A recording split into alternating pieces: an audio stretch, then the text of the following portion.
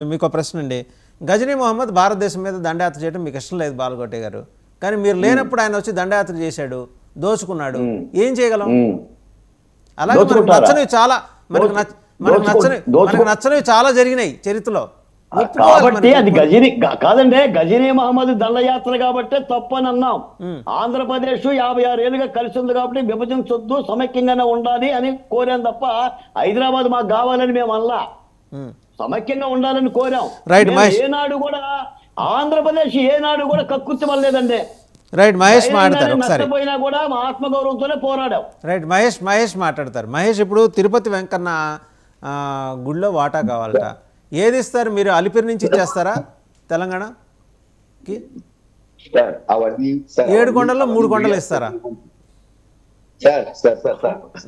ఇప్పుడు మీరు బాగానే రెచ్చగొడుతున్నారు. ఏది ఇవ్వం. ఆయన మాట్లాడండి, ఎందుకంటే ఆయన తిరుపతి వాసే. ఆయన ఏం చెప్తారో విందాం ఒకసారి. బాలకోటయ్య గారు, మనం ఏమి ఇవ్వము అని మనం ఎప్పుడు చెప్పము, అలాగే ఇస్తామని చెప్పం. అది కారణం ఎలా అంటే, అది తీసుకెళ్ళడానికి అది వస్తువు కాదు కదా. తిరుమల అనేదో లేకపోతే పోర్ట్ అనేదో లేకపోతే సముద్రాలు అనేదో వస్తువులు కాదు. తీసుకెళ్లి ఇంట్లో నుంచి ఆ ఇంట్లో పెట్టుకోవడానికి చాలా ప్రాక్టికల్. మేము ఆంధ్రప్రదేశ్ నుంచి జగన్మోహన్ రెడ్డి గారు ఇస్తామండి, తెలంగాణకి తీసుకోమనండి. చెప్పండి సార్. ఒకటి సార్, ఇప్పుడు to be frank, on paper కి వచ్చినప్పుడు మాత్రం ఇలాంటివన్నీ ఏది వర్కౌట్ కాదు. ఫర్ ఎగ్జాంపుల్, ఆంధ్ర నుంచి తెలంగాణకు రావాల్సిన ఎంప్లాయీస్, తెలంగాణ నుంచి ఆంధ్రాకి వెళ్ళాల్సిన ఎంప్లాయీస్ అని చెప్పి దాదాపు ఒక 10,880 ఎంప్లాయీస్, ఏపీ ఎంప్లాయీస్ తెలంగాణలో ఉన్నారు. తెలంగాణ ఎంప్లాయీస్ 1,447 మంది ఆంధ్రాలో ఉన్నారు. వీళ్ళంతా మారాలనుకుంటారు. గత 10 సంవత్సరాలుగా కాదు, వీళ్ళు ఆల్రెడీ ఫ్యామిలీలు అయిపోయి లేకపోతే ఇల్లు కట్టుకొని సెటిల్ అయిపోయారు. ఈ రోజు వచ్చేసి వాడికి వెళ్ళిపోమంటే ఇవన్నీ కూడా ఏంటంటే, అంటే మన దగ్గర ఉన్న డేటా బైఫర్కేషన్ పెట్టిన డేటాలు తప్పితే దీనికన్నీ కూడా చాలా వరకు వాళ్ళు కూడా అవసరం లేదనుకుంటారు. టు బి ఫ్రాంక్, ఈ రోజు ఇవన్నీ తీసుకున్నట్టయితే సార్, ఒక పాజిటివ్ ఎన్విరాన్మెంట్ అనేది ఈ రోజు స్టేట్ లో క్రియేట్ అయింది. 2014 నుంచి 2019 వరకు కూడా కేసీఆర్ గారు ఇక్కడ టీడీపీ ఉన్నప్పుడు వాళ్ళకి సరైన టర్మ్స్ అక్కడ లేదు. ఎప్పుడు వెళ్ళి కూర్చొని మాట్లాడే పరిస్థితి లేదు. ఆ రోజు తెలంగాణ కూడా అట్టుడిగిపోతా ఉంది. మనం కొత్తగా సాధించిన రాష్ట్రమని పోగొట్టుకున్నారు బాధ ఆంధ్ర వాళ్ళకు ఉన్నప్పుడు. ఆ పాజిటివ్ ఎన్విరాన్మెంట్ క్రియేట్ కాలేదు కాబట్టి ఆ రోజు మాట్లాడుకునే సాహసం చేయలేదు. ఆ రోజుల్లో కొన్ని ఇష్యూస్ కొన్ని అక్కడ ఏర్పడ్డాయి కాబట్టి 2019 నుంచి 24 వరకు కేసీఆర్ గారు బలంగా కోరుకున్నారు. ఆంధ్రాలో చంద్రబాబు నాయుడు జగన్మోహన్ రెడ్డి రావాలని బలంగా కోరుకున్నారు. వాళ్ళ ఒక కాఫీ విజిట్ లాగే ఉంది తప్ప ఆ రోజు 5 సంవత్సరాలు ఎక్కడ కూడా ప్రస్తావించలేదు. They have very good terms, వాళ్ళిద్దరికి మంచి టర్మ్స్ ఉంది, అయినా కానీ లేవడంతలేదు. బట్ ఈ రోజు తీసుకున్నట్టయితే రేవంత్ రెడ్డి గారు చంద్రబాబు నాయుడు శిష్యుడు అని చెప్పి మాట్లాడటం, అది ఈవెన్ బట్టి విక్రమార్క వాళ్ళ లాంటి వాళ్ళు కానీ రేవంత్ రెడ్డి వాళ్ళ లాంటి వాళ్ళు కూడా ఎన్నో సందర్భాల్లో దాన్ని ఖండించడం జరిగింది.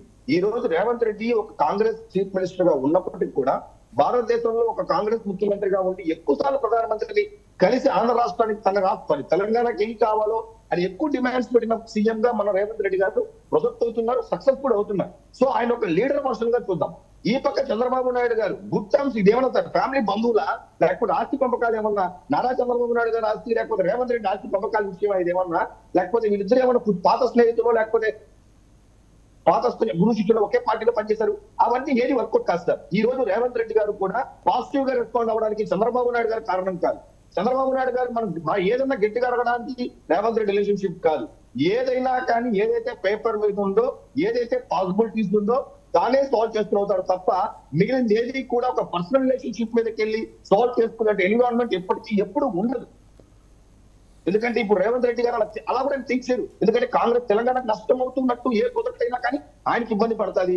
మనం కావాల్సిన హక్కులు దాన్ని తెచ్చుకోవాలి తప్ప ఇక్కడ ప్రాబ్లం అంటే ఏంటంటే సార్, ఇన్స్టిట్యూషన్స్, బిల్డింగ్స్ లేకపోతే స్థిరాస్తులు లాంటివి వెళ్ళిపోయింది చాలా వరకు కూడా. సో అవన్నీ కూడా ఇలా ఇటుపక్క వస్తుందా లేకపోతే అమ్మి మనకి ఇస్తారా, అమ్మడం ఎందుకు, వాళ్ళే వాడుకోవచ్చు కదా అనే పాయింట్ లో ఉంటారన్నప్పుడు ఇది ఒక డిఫరెంట్ కేస్ స్టడీ సార్. నేను అందుకే స్టార్టింగ్ గా మీకు చెప్పాను సార్, ఇండియాలో చాలా కొత్త స్టేట్స్ ఫామ్ అయింది. బట్ అన్ఫార్చునేట్ మొట్టమొదటిసారిగా ఒక క్యాపిటల్ తో ముడిపడిన స్టేట్ ఇది. ఎక్కడ కూడా బైఫర్కేషన్స్ అంత ఈజీగా జరగదు. గవర్నమెంట్ ఈ బాధనే లేదు. ఒక 50,000 కోట్లు డబ్బులు ఇచ్చేస్తుంది, తక్కువ బాబు అని చెప్పొచ్చు. ఇది అలా కాదు.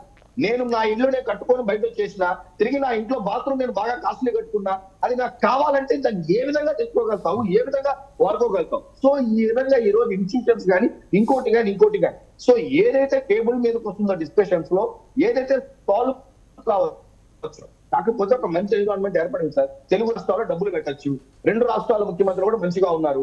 మీరు ఇస్తారా? తెలంగాణ కాకపోతే ఆంధ్రలో పెట్టుకుందాం, లేదు నాకు ఎక్కువ అయితే మీరు తీసుకోండి. ఇలాంటి ఏదైనా ఎన్విరాన్మెంట్ క్రియేట్ అవుతుంది తప్ప నేను అనుకున్నట్టు ఇది కూడా ఒక పాజిటివ్ గా వెళ్ళిపోయి 2 తెలుగు రాష్ట్రాలు బాగుంది, అభివృద్ధికి రైట్, ఒకసారి తప్ప సార్ తిరుమలలో వాసుదేవ్ గారు ఒక మాట చెప్పండి. పదే ఆంధ్రరత్న భవన్ సమస్య, ఆంధ్రరత్న భవన్ ఢిల్లీలో ఉన్న ఆంధ్ర భవన్ సమస్య లేకుండా చక్కగా విభజించుకున్నాం కదా, అలాగ చేసుకోవచ్చు కదా అని పదే అనుకుంటున్నారు. నేను స్వయంగా ఆంధ్ర భవన్ చూసా ఢిల్లీలో, అక్కడ ఏమీ లేదు. 2 ఫ్లోర్లు బిల్డింగ్ అది, ఒక ఫ్లోర్ తెలంగాణ తీసుకుంది, ఒక ఫ్లోర్ ఆంధ్రాకి ఇచ్చింది, దారి మాత్రం ఒకటే దారి. అది పెద్ద విభజనే కాదు, ఇబ్బంది ఏం కాదు. ప్రైమ్ ప్రాపర్టీ కదా అది. ఆస్తుల పంపకం వేరు, బిల్డింగ్ పంపకం వేరు. చెరొక ఫ్లోర్ తీసుకున్నారు అంతే తప్ప. రైట్ అండి, ఒకసారి వెంకటేశ్వర రెడ్డి గారి దగ్గరికి వస్తాను. వెంకటేశ్వర రెడ్డి గారి దగ్గర వెంకటేశ్వర రెడ్డి గారు బాలకోట గారు ఒక సజెషన్ చేశారు, జగన్మోహన్ రెడ్డి గారిని ఇచ్చేద్దాం తెలంగాణకి, ఇస్తే అసలు అంటే ఆస్తుల జనరల్గా అధికారం ఇప్పుడు ఉమ్మడి ప్రభుత్వం అధికారం వచ్చిన దగ్గర నుంచి మనం చూస్తూనే ఉన్నాం. ఆ రాష్ట్రంలో వైఎస్ఆర్సీపీ నాయకులను కానీ, వైఎస్ఆర్సీపీకి ఓట్లు వేసిన ప్రజలను కానీ, వాళ్ళ ఆస్తులను కానీ ఎవరిని రాష్ట్రంలో ఉండనీయకుండా పంపించే ఉద్దేశంతో ఈ ఉమ్మడి ప్రభుత్వం ఉంది అనేది గత ఈ నెల రోజుల్లో బాలకోట గారు ప్లీజ్ మీరు ఆగండి, మీరు ఆగండి. 5 ఏళ్ళు ఇటువంటి సమావేశం పెట్టారండి పాదయాత్ర వెంకటేశ్వర రెడ్డి గారు. మీరు మాట్లాడనివ్వండి మమ్మల్ని, విపక్షాన్ని కొద్దిగా కనీసం మాట్లాడనివ్వండి. ఎట్లాగూ మీరు